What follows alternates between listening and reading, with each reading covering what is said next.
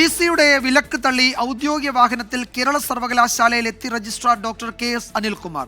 രജിസ്ട്രാർക്ക് ഔദ്യോഗിക വാഹനം നൽകരുത് എന്ന വിസി ഡോക്ടർ മോഹനൻ കുന്നുമ്മലിന്റെ നിർദ്ദേശം ഉദ്യോഗസ്ഥരും തള്ളി. സർവകലാശാലയിൽ സുരക്ഷ കൂട്ടണമെന്ന BJP സിൻഡിക്കേറ്റ് അംഗങ്ങളുടെ ഹർജി ഹൈക്കോടതിയുടെ വിമർശനങ്ങൾക്കിടയാക്കി.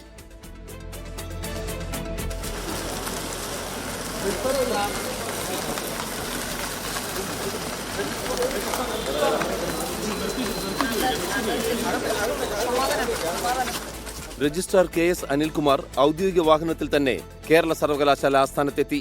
പതിവ് പോലെ വിസിയുടെ നിർദ്ദേശം സർവകലാശാല അധികൃതർ തള്ളി. രജിസ്ട്രാർ KS അനിൽകുമാറിന്റെ ഔദ്യോഗിക വാഹനം തടയാനായിരുന്നു കഴിഞ്ഞ ദിവസം വിസിയുടെ നിർദ്ദേശം.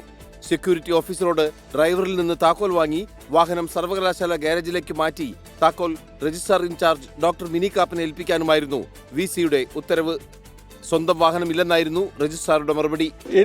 എനിക്ക് സ്വന്തമായ വാഹനമില്ല, സർവകലാശാലയുടെ വാഹനമാണ്.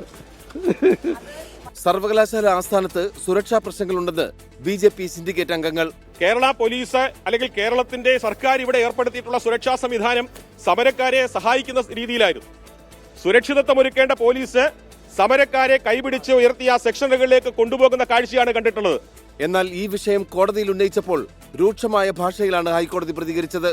സർവകലാശാലയിൽ സംഭവിച്ചതിനെക്കുറിച്ച് കോടതിക്ക് ധാരണയുണ്ട്.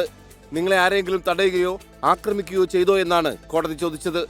തടസ്സം നേരിട്ട തീയതിയും സമയവും ഉൾപ്പെടെ കോടതിയിൽ തിങ്കളാഴ്ച വിശദമായ സത്യവാങ്മൂലം സമർപ്പിക്കാനും ആവശ്യപ്പെട്ടു. സർവകലാശാല ഭരണ സ്തംഭനത്തിൽ KSU പ്രതിഷേധ ധർണ നടത്തി.